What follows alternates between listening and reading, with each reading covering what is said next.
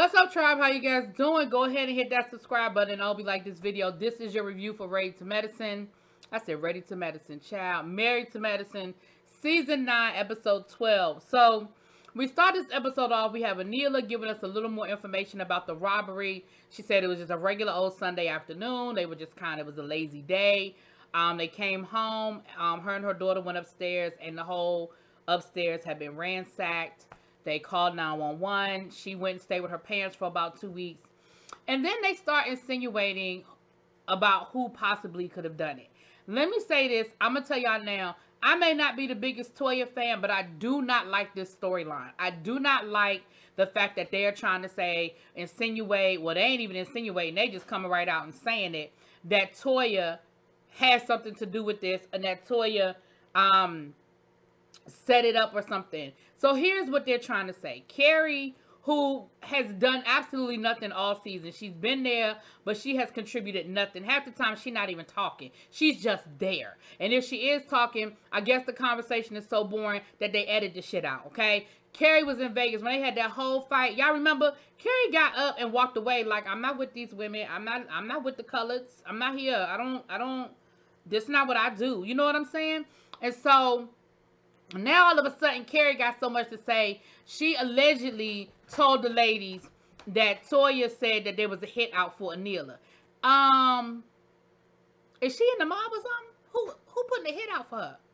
So here are the clues that they're using to try to say Toya must have had something to do with it. Well, they live in a gated community, and Toya was having a Christmas party that night. We know that 2 days prior to the break-in, they had this whole fight down to Quad's house, okay? They had this whole fight down to Quad's house. And so the other thing is, allegedly, something else happened. Oh, shoot. It's something else that they saying Toya got. She said it was a hit out. She had a Christmas party. Damn, it was something else. And then also, the cameras were not set up yet because they're still building in their backyard. So their cameras were not on. So they wouldn't have been able to, get anything on camera. So I guess the people who came in must have known where the cameras were or where they weren't. I don't know who it is. And again, we know that there was a whole ring of robberies, break-ins that was going on down to Atlanta. A lot of celebrities, especially reality TV people, who have shown their homes on television, shown what they had, shown the layout of their home. We know Marlo Hampton was hit. They said Mariah Carey's house was broken into, and another big celebrity. We know there's a whole RICO case. So for them to put this on Toya, I just don't like it. I mean, I know we do it all the time in reality TV. They accuse people of all kinds of crazy stuff. But I don't know. I don't like it. And like I said, Toya ain't my favorite person in the world. But then Toya turned around and tried to put it back on Anila, talking about something. Y'all think she would make it up? Y'all think she would fake the break-in? I don't think she's doing that either. I think somebody just broke into her damn house. People in gated communities get robbed too. I'm just saying. Moving on. Then we have Dr. Jackie welcoming her new doctor. She hired the young lady that we saw get interviewed last week. And Dr. Jackie is OCD as hell, and I don't know if I could work with her. She seems like the kind of person that if you don't put the box of cotton swabs at a 90-degree angle perfectly flush on the corner end of the counter the way she showed you how to do it, she'd be ready to write you up or something. I don't know about that. Like, she looked like she great to work for because she gave the girl a whole welcome to the office gift bag that came with Gucci, with a Gucci fanny pack and something else, because it was 2 things in that box. We saw the fanny pack, we didn't see the second thing. And she was like, yeah, that's how we roll. Like, that's how we, she said, you walk around the hospital with a Gucci fanny pack? Dr. Jackie was like, yes. And it was almost like she said, how else would I do this? And you're going to do it too because you're representing me. Like, I feel like Dr. Jackie was like, you're going to do it too because you're representing me. But I ain't mad at you. If you're going to buy it, I'm sure as hell going to wear it. If you buy me a Gucci fanny pack and say, this is how I need you to do your rounds down to the hospital, baby, it's going to be a Gucci fanny pack down to the rounds in the hospital. You bought it. But that was nice, Jackie. That was a nice welcome to the office gift, letting them know that's how we roll around here, okay? Now, later on in the episode, we saw Jackie leave the office, and she was so happy with herself. She was like, oh my goodness, it's still light outside. Is this what it looks like to leave the office at 5 o'clock? I think she was leaving earlier than that. No, I think it might have been 5:30. She was like, at 5:30, I'm walking out the door. And of course, she walks in the door, and Cecil like, wait, what? Not Cecil. What her husband name? Cecil is Simone's husband. What her husband name? Anyway, y'all know who I'm talking about. And she's talking about all the things she has going on and, you know, cutting back her hours at the office. She should have done this years ago. Well, your husband tried to tell you years ago that he needed you more alert, more attentive, and to cut your hours down. He told you that. But you didn't cut your hours down for your husband. You cut your hours down to make more room for the other stuff you're doing. For writing your books, for your beauty products, for your podcast, for your, you know, your guest speaker events and all of this other stuff. She said she's the co-owner of a surrogacy business. I mean, girl, I just, listen, if you like it, I love it. Curtis, that's his name. Curtis said that at this point, he just learned to live with it, child. He ain't even fighting it no more. He just like, this is just who I married, and I'm gonna have to get in where I fit in, child. As long as he can keep buying his vintage cars, I think he's fine. Anyway, and play golf, he's fine. Now, Cecil and Simone are struggling through this book, okay? They are struggling through this book. They finished the book proposal, and they called their friend, Omarosa. Omarosa said, listen, I'm going to tell y'all what's missing in this book proposal. Y'all writing a book proposal about love, about staying together, getting through all the adversities in your marriage, and y'all ain't tell nobody why y'all was getting ready to get divorced. She said, y'all got to go there. Y'all have to go there, because the only way people are going to buy into this advice is if you can show them that y'all went to the edge, y'all went to the cliff, but you didn't fall over. You went to the cliff, but you didn't fall over. Y'all got to show people that. And if you don't show nobody that, nobody's going to buy into this story. Now, what we found out is they have not dug as deep as they need to dig. And Simone is afraid to really go there, because she's afraid to open up those old wounds and pick at that scab, because she really don't want to start bleeding again. She said, we need to go back into therapy if we're going to start doing that. But here's my problem. Either A, I have to believe that y'all just agreed to move forward, be in love, and y'all really didn't dig deep when y'all was about to get divorced, that y'all just had that whole moment at the reunion, and now y'all decided that y'all wanted to stay together. Or B, you really did do all of that, and y'all just hyping this up to just create this storyline. Because I refuse to believe that y'all went to therapy, and y'all were really trying to work on your marriage, and you had this big breakthrough, and y'all never had the conversation about what really got y'all there. Like, how could y'all move forward? How could y'all be in this space? And y'all never really flushed that out. I mean, Cecil just said, okay, I'm going to stop being friends with my friend. And then you were like, okay, thank you. And that was it. Y'all was just in love again? No. It don't work that way. It ain't that easy, okay? But they said they're going to go back into therapy, child. And Omarosa was like, I'm a little afraid for y'all that if y'all do start picking at these scabs of what's going to end up happening. Now, we saw this cute scene with Toya and Eugene. Their son wanted to have a dinner party for his 12th birthday, which I thought was cute as hell. I thought it was really sweet. They took him to down to the butcher shop to pick out his meat. He wants to have, you know, they end up with tomahawk steaks and grilled chicken. And Eugene loves the grill. So the son was going to be the sous chef. They got fresh potatoes, and they made fresh French fries. They had sparkling cider. They did a toast with their sparkling cider, honey. And then they had dessert was beignets. I thought it was really, really sweet. And what I loved is this is the kind of stuff kids need to learn. They need to be able to go to a formal dinner party and know what fork to pick up, and know what comes first, and know what a 3 or 4 now I can't get it out. But when you have 3 or 4 parts of a meal, you know what I'm saying? Like, and what it's like to eat, you know, well, a lot of them probably know what it's like to go to a nice restaurant and course meals. That's what I was looking for, course meals. But I love the fact that they did that. I thought that was really, really on point. And we saw that the dinner party turned out really nice. Unfortunately, his little friend girl that he liked, she had tested positive for the Ron, and she couldn't come. But I thought it was a sweet gesture. I definitely thought it was a sweet gesture.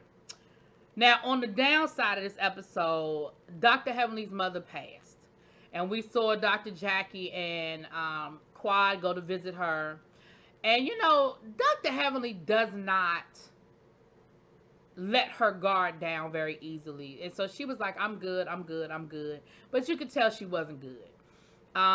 She spoke very well of her mother and how much her mother loves her. She said the one thing my mother asked was for me and my sister to make up. Now we know her and her sister are not in a good space. They haven't been in a good space in a long time. Um, you know, time will tell. It always does, you know. But she gave a very beautiful tribute to her mom about how much her mother loved her, how supportive her mother was, and how her mother always told her that she was smart and she could be successful. And, you know, she put that in her. She instilled all that in her. And so, you know, I'm sorry to hear about her mom sending. I mean, I know this was, you know, almost a year ago at this point, but still, it doesn't get old. You know what I'm saying? You lose your mom, right?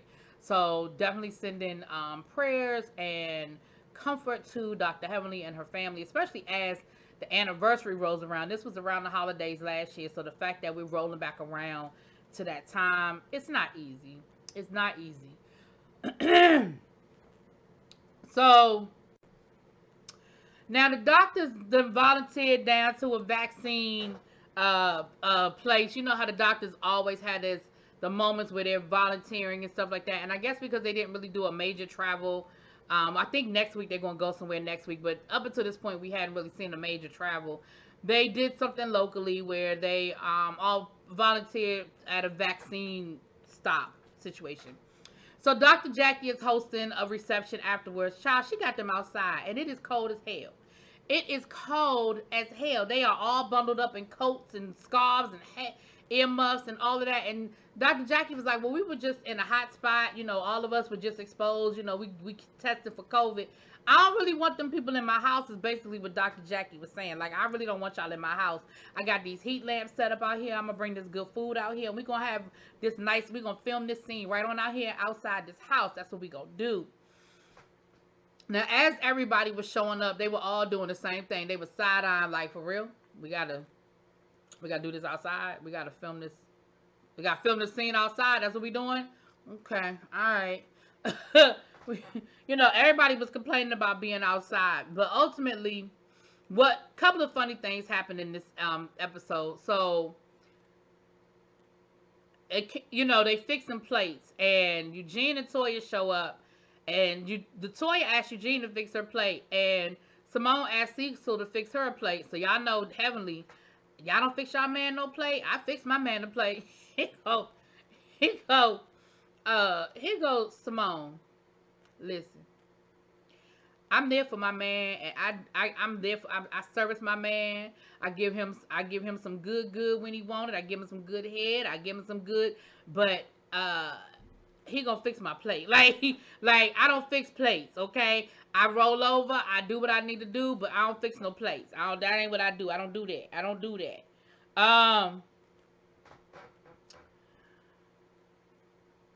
That was funny to me. The ladies got cold, and finally Dr. Jackie was like, okay, fine, we can go on in the house, child. We can go on in the house, and the guys were like, so why we gotta sit out here? Like, they get to go in the house, but we gotta stay outside. We gotta stay outside in the cold. That's what we doing now? Okay, cool. So they end up, and Dr. Jackie even had like a food truck, which was real cute, but it was still outside. Anyway, so we go in the house, and the ladies, of course, get to talking, and they talking about Anila, and they talking about the break-in. And, of course, they throwing these theories around about, and that's when Toya was like, well, do you think she could have set it up? And, you know, the ladies are kind of giving her the look like, nah, girl, she ain't set it up, but we think you did. And so they tried to spin it on Dr. Heavenly, saying that Dr. Heavenly was being messy at the Christmas party by telling Toya what the rumor was. But I still don't think Dr. Heavenly was being messy. I know a lot of people tried to say Dr. Heavenly was being messy, even in my comments. I don't think she was being messy. If that's me, let me tell you something. If you my friend, and you know that I'm sitting in the room with people that spreading rumors about me like that, you better tell me. Don't have me sitting here smiling in people's face and kiki with people, and then come to find out later on these people around here trying to destroy my marriage. These people around here spreading rumors about me cheating on my husband, and you didn't tell me. You had me sitting in a room with them. No, no, no. And I mean, granted, it's a reality show, so of course, yes, she did it on camera. Yes, she did it while she was mic'd up. She could have pulled Toya aside. She could have took her in the bathroom. Yes, we know that there were other options. But at the end of the day, I don't think that Heavenly was being messy by telling Toya. I think Quad was being messy by inviting that girl, knowing what that woman done said about Toya. But I do not think Heavenly was being messy. But neither here nor there, child. Neither here nor there.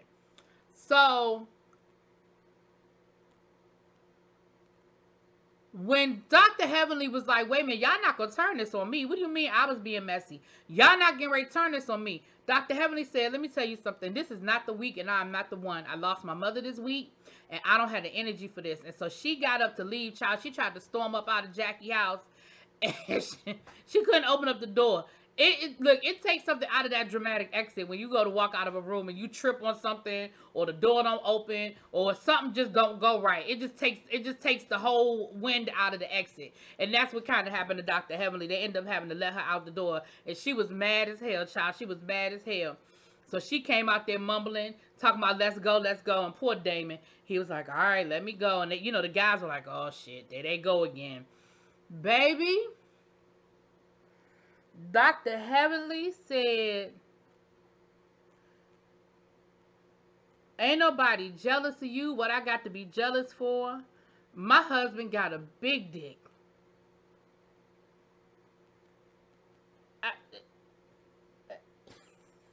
And what she say? And uses it very well, or something to that effect. Baby, the rest of the guys were looking at each other like, what? Like, because they don't know what the argument is about. All they know is Dr. Heavenly that came up out of there talking about her husband got a big dick. I said, what? What are we talking?